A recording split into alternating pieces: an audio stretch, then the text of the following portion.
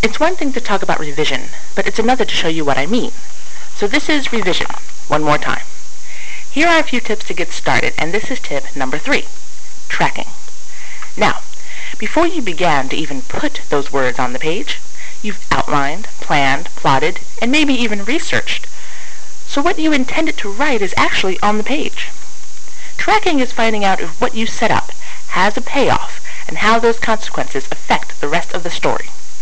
So after the boulder obliterates the house, let's say Phil is homeless. What happens next? This goes back to building tension and how you explore consequences. Remember from the middle, part 1? Greg is Phil's antagonist, and his actions have pushed Phil to his limit. So, Phil chooses to take drastic action to get what he wants to protect his family. Draw from what you've established, and then introduce something new to add a sense of freshness. So what if Phil has the gun?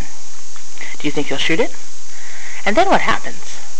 Granted, tracking has the potential to spin your story in a different direction, but that's what writing is all about. Your story is going to change, and it should change for the better. And if you're afraid of writing yourself into a corner, write yourself into a corner, and then write yourself out of it. You'll be okay, except when you want to bang your head against the keyboard. But your writing will be stronger every time. So, tracking.